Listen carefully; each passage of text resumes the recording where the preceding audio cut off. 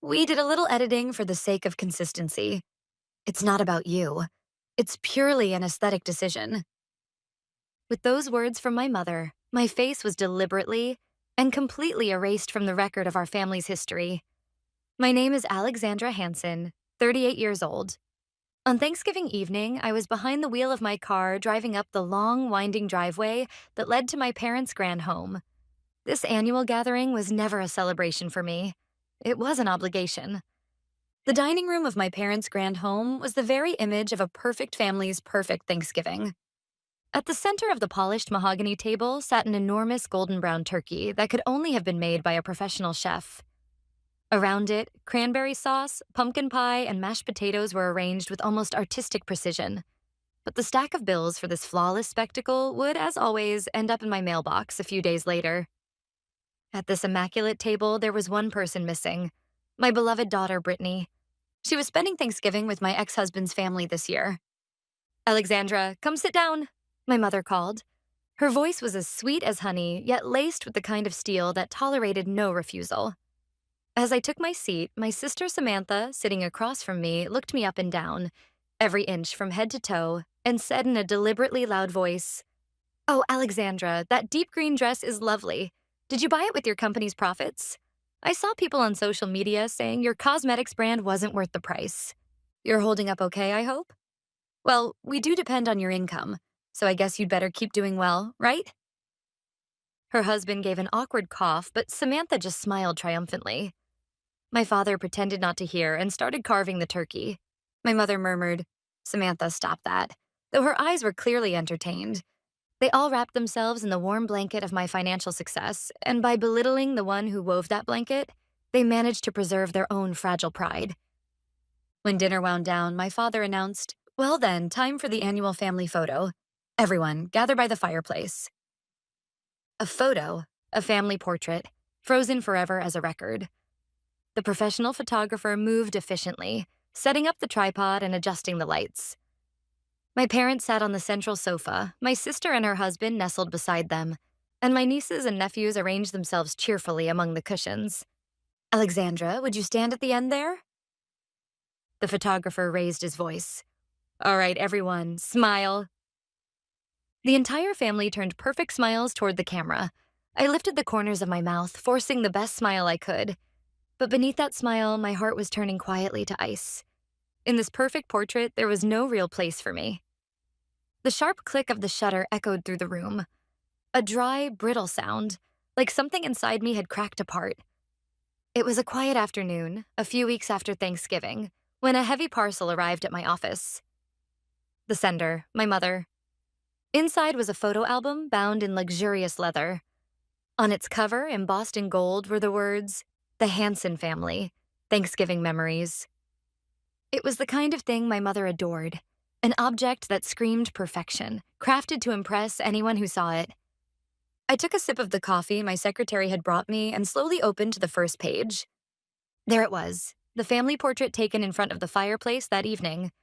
Perfect smiles, perfect poses, perfect happiness. I looked to the far end of the hearth where I remembered standing. I had been there, but in the album I wasn't. Where my face should have been, there was only brick, carefully redrawn, seamlessly blended, as if I had never existed at all. A block of ice formed in my chest as I turned the page with trembling fingers. The next photo. Me, laughing with my niece at the dinner table. Or rather, her laughing alone. Her bright smile untouched, while the space where my face should have been glowed with an eerie blur of white, like a ghostly flare of light. Next page. In the photo where I'd been talking with my father, the outline of my head had been replaced by the pattern of the curtain behind me. Page after page, I vanished. My existence erased, one photograph at a time. Carefully, methodically, as if I were being edited out of the family's history altogether. In the suffocating stillness, I picked up my phone and called my mother. Her voice, when she answered after a few rings, was bright and cheerful. "Oh, Alexandra, you got the album. Isn't it wonderful? The photos came out beautifully this year." My voice was flat, drained of all feelings. "My face is missing." My mother hesitated for a moment, then, without the slightest trace of remorse, said calmly, "Oh, that. Yes, we did a little editing for the sake of consistency. You were wearing that deep green dress, remember? Everyone else was in earth tones, so it threw off the balance. The photographer and I agreed it would look cleaner this way. Don't take it personally. It's not about you. It's purely an aesthetic decision. An aesthetic decision. With those words, my image, my presence, had been deliberately, completely deleted from the record of my own family. I only said, I see. Then I hung up. Today, everyone sees me as the founder of Aura, a successful cosmetics company, a woman who has made it on her own. But just 10 years ago, I stood at the edge of despair, newly divorced, holding my baby daughter Brittany in my arms with no idea what the future would bring. When I turned to my parents for help, all they said was, "See? We told you so." Not words of sympathy, words of contempt. To them, my misfortune wasn't something to grieve over. It was merely a stain on the family's image. That was when I understood, down to the marrow of my bones, that I would never again live a life dependent on anyone. From that moment on, I swore to build a fortress with my own hands, a place where Brittany and I could survive on our own. The days that followed were a blur of struggle. But after endless nights of work, when the first skincare serum I created finally exploded in popularity on social media, the world changed overnight. Aura became the talk of the beauty industry, and the business expanded at a breathtaking pace. Ironically, the moment I began to build wealth, the very family who had once looked down on me descended like a pack of hyenas. It began with something small. Alexandra, why don't you host Thanksgiving this year? We want to invite all the relatives to celebrate your success. My mother's voice was sweet as ever, and I accepted the request with genuine joy. For the first time, I felt recognized by my family. That year, I paid for everything, from catering to the decorations. Watching my parents' proud faces as the relatives praised them, I convinced myself it was a kind of family devotion. But once the tap was opened, it never closed again. Thanksgiving became my financial responsibility every year, and by Christmas, it was expected that I would send my parents and Samantha's family extravagant gifts. In my memory, Samantha had always been the golden child, basking in our parents' affection since we were young, and I, the older, responsible one, was forever cast as her sensible shadow. That pattern didn't fade as we grew older. If anything, my financial success only deepened the imbalance, twisting it into something uglier. Of course, when I was struggling to recover from my divorce, my parents never once offered me a helping hand. So when my mother casually said, "Alexandra, could you help Samantha with her house payments?" I gave her a clear and firm no. When I was at my lowest, no one helped me. Besides, you already helped Samantha with her mortgage. Why should I be the one to shoulder all the burden? How ungrateful can you be? Her voice dropped low, trembling. We're family, Alexandra. It's natural for those who have more to help those who have less. Ever since you found success, you've become so cold, so selfish. It breaks my heart. Her words struck like a blade, slicing straight into my guilt, and from the other end of the line, my father added fuel to the fire. She's right, Alexandra. Who do you think made your success possible in the first place? Don't you have any gratitude toward your family? They always left me with the same two choices: to be the cold-hearted traitor, or to become once again the dutiful, compliant daughter they could exploit. But I didn't maintain that twisted relationship out of blind obedience. I had my own reasons and my own calculations. It was about risk management. My parents were perpetually in financial trouble. If I cut them off, who knows what kind of scandal they might cause, or how much damage it could do to Aura's reputation. Aura CEO's family caught in money scandal. A headline like that could destroy everything I'd built. So I paid them, silenced them, and kept their lives on a short leash. It wasn't generosity. It was a necessary business expense.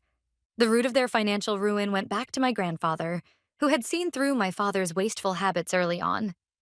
He left neither the company nor the family fortune to my father.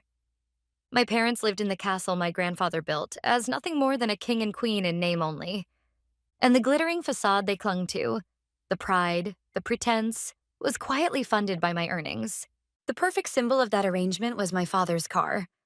After his retirement, he declared that he wanted to drive a luxury SUV, his lifelong dream, a Cadillac Escalade. Of course, he had no intention of paying for it himself. Alexandra, why don't you buy it for me as a retirement gift? he said, as if refusal weren't even an option. I refused at first, but after enough guilt-tripping and emotional blackmail, I ended up taking out the loan myself. They knew exactly what they were doing. No matter how much I resisted, in the end, I always yielded to the curse called family. To them, I wasn't an equal human being. I was a tool, a convenient source of money to satisfy their desires. The more I earned, the more arrogant they became. Still, I told myself, this is just how my family works. But then, they erased my face. They loved my money, not me. To them, my very existence was nothing more than a disruption to their perfect consistency. Fine then, let them have what they want.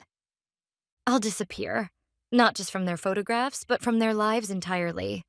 I am no longer their sponsor, no longer their walking wallet.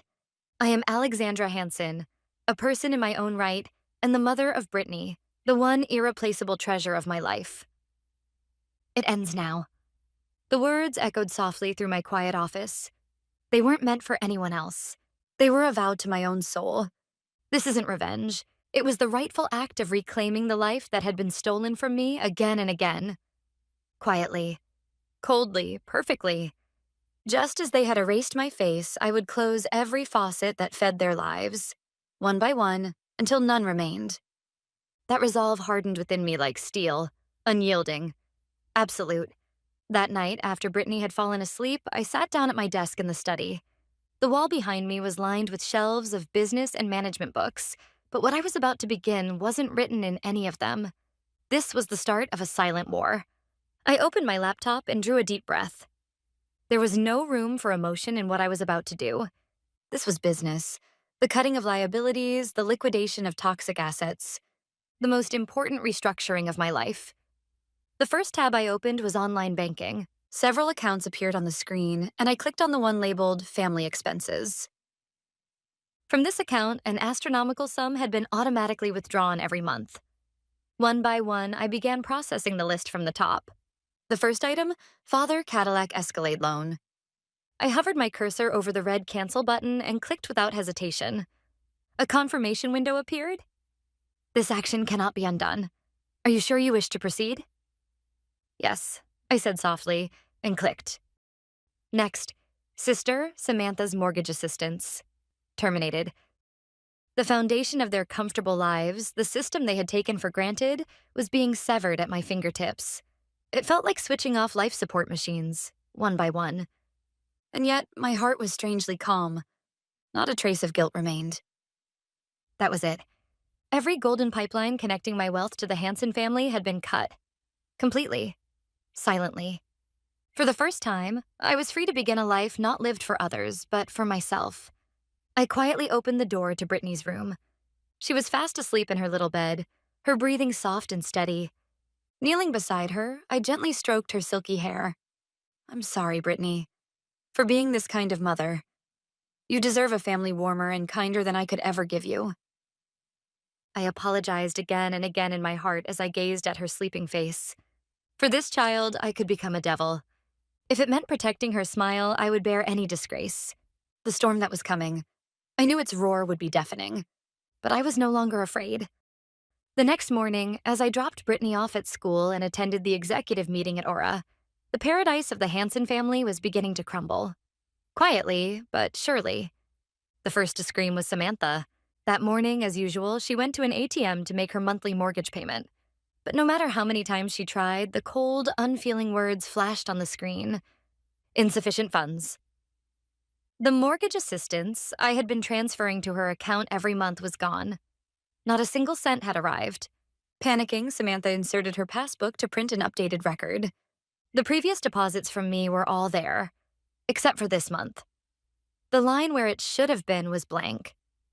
No, that can't be true. All the color drained from her face. Without that payment, she would lose her house. Meanwhile, my father was facing an even harsher humiliation. He had just finished polishing his beloved Cadillac Escalade and was about to leave for a golf outing with his friends when an unfamiliar tow truck quietly stopped in front of the house. A worker stepped out and spoke in a flat, professional tone. Due to delinquent payments, we are here to repossess this vehicle under the terms of your contract. Don't be ridiculous. This car was a gift from my successful daughter. But the repossession notice he was handed stated the truth in black and white. The glossy black symbol of his pride was hoisted by the winch, its massive body lifted away with merciless precision. Panicked, Samantha immediately called our mother. My mother, in turn, phoned my father, and the three of them compared notes. The Escalade, gone. The mortgage, unpaid. What on earth is going on? Their anger and confusion quickly found a convenient explanation. It must have been some administrative error. Alexandra must have made a mistake. The idea that I had deliberately cut off their money flow never even crossed their minds. To them, I was infrastructure, something that existed as naturally as air or water. They still hadn't realized that the ground beneath their feet was already collapsing, silently, irreversibly, into the abyss. My smartphone was no longer a communication device. It was a weapon of noise. The moment I turned it on, a torrent of notifications came flooding in, the vibration motor screaming as if possessed. From my mother, from my father, from my sister, and from relatives who had caught wind of the chaos. Within minutes, the messaging app showed hundreds of unread messages. Alexandra, answer the phone. Explain yourself. What on earth are you thinking? The angry shouts soon gave way to pleas. Please, just talk to us once. This must be some kind of misunderstanding. I deleted them all with a single swipe, then quietly left the office to pick up Brittany. That weekend, the turmoil in the Hansen family finally reached the ears of the family patriarch, my grandfather, Frank Hansen. He was the man who had built the Hansen fortune from nothing. Strict, but fair, and deeply perceptive. Though he had stepped down from the front lines of business years ago, his insight had not dulled in the slightest. He had long seen through his son and daughter-in-law, their vanity, their dependency on the wealth he had built. And he had always kept an eye on me, the quiet granddaughter who had achieved independence early and supported the family without complaint. That day, cane in hand, my grandfather visited my parents' grand home. The living room, he would later say, looked like the aftermath of a hurricane. My mother collapsed on the sofa, sobbing uncontrollably. My father sat slumped in an armchair, a whiskey bottle clutched in his hand, muttering curses at the wall. Samantha was there too, her eyes swollen from crying. When my grandfather entered, none of them even noticed. Pathetic, he said at last, his voice low but carrying the full weight of authority. The three of them froze. My father hastily hid the glass in his hand. My mother wiped at her tears. My grandfather's cold gaze swept over them. Now, tell me how you intend to justify what you've done to Alexandra. They exchanged anxious glances. My father stammered first. Dad, this is Alexandra's doing. She's gone completely out of control. But my grandfather cut him off sharply. Silence.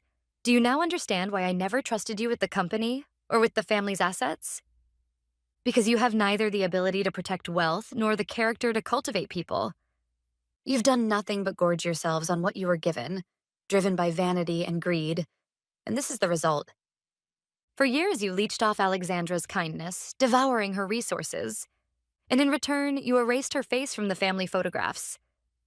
Tell me, does that sound like something a family does? The living room fell into a silence so heavy it seemed to crush the air itself. No one dared to speak. My grandfather reached for the photo album on the table, the one containing those mutilated family pictures, and tossed it onto the sofa with disgust. Then he pulled an envelope from his coat pocket and placed it on the table. I've amended my will. As of last week, I called my attorney. This house and all the assets I possess will go to Alexandra and my great-granddaughter, Brittany. As for you three, you will receive nothing. It was a death sentence spoken in a calm, unwavering voice. My father nearly collapsed. My mother shook her head in disbelief. Father, please, you can't mean that. I mean every word. You've strangled yourselves with your own hands. You cast out the one true treasure of this family, and now you reap what you've sown. I will not allow fools like you to squander what remains of my life's work. That decree was the final hammer blow, the end of the Hansen dynasty. Their financial lifeline was already gone. Now even their inheritance, their last hope, had been severed. Their pride, their vanity, their illusions, all reduced to ash. That night, my doorbell rang over and over frantically, almost hysterically. On the monitor, I saw the three of them, my parents and sister, gaunt, hollow, and broken. I sent Brittany to her room, then quietly opened the door. The moment I did, they collapsed before me, weeping, clutching at my feet. Alexandra, please, forgive us. We were wrong. Just one more chance, please. The speed with which they shifted from arrogance to desperation was almost comical. My mother grabbed my hand, her tear-streaked face trembling. We can't live without you. Please just make things right again. My father, his dignity long gone, muttered apologies through tears. I was wrong, Alexandra. Please don't abandon us. But their words no longer reached me. They weren't apologies born of remorse. They were the pleas of people desperate to restore the comfort they'd lost. Self-pity, not repentance. I gently pulled my hand away, and in a voice as cold as ice, I told them, "Do you remember what you did to me?" They looked up, faces pale and wet. "You erased my face from the family photograph," I said. "You called it for consistency. You erased me because I didn't fit your idea of perfection. So now I'm doing the same." I met each of their eyes in turn. In their pupils, I saw only fear and the dawning recognition of what they'd become. You erased me from your picture, so now I erase you from my life. For the sake of consistency, you no longer belong in the frame. Mother whispered, "No," in a voice of despair, and Samantha, her voice trembling, said, "Alexandra, we're still family, aren't we?" "We're not family anymore. You made sure of that." I turned my back to them and closed the door quietly. The sounds that followed, their cries, the desperate pounding against the wood, reached me only as distant noise from another world. When the heavy door clicked shut, the chains that had bound me to the past finally snapped. At last, I had found my true freedom. Months have passed since that night when I closed the door. The world keeps turning, unchanged. But my world has been reborn.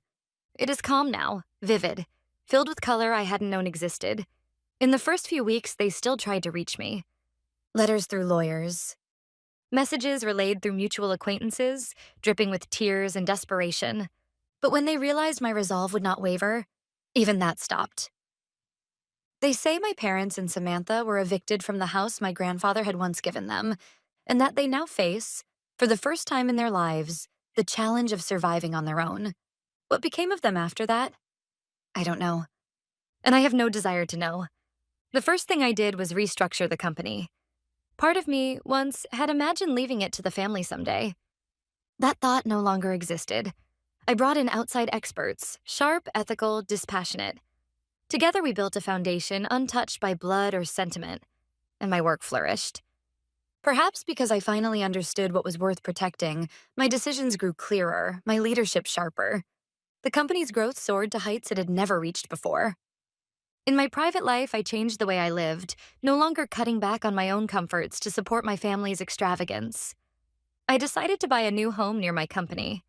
It was a corner unit on a high floor, a dreamlike penthouse where the living room windows offered a view of the city lights, sparkling like a spilled jewelry box and stretching all the way to the distant horizon. Ah, my new life is beginning, right at this very moment. That single photograph, erased from existence, was an unforgivable act, one that stripped away the dignity of my very being. But in a strange, poetic twist, that cruelty became my liberation. By tearing me from their frame, they shattered the glass that confined me, and handed me a blank, untouched canvas. True wealth, I learned, isn't measured in numbers glowing on a bank screen. The quiet nights, free from anyone threatening my peace of mind. The serene, sleeping face of my beloved daughter. These are the true treasures I have fought with everything I had to obtain.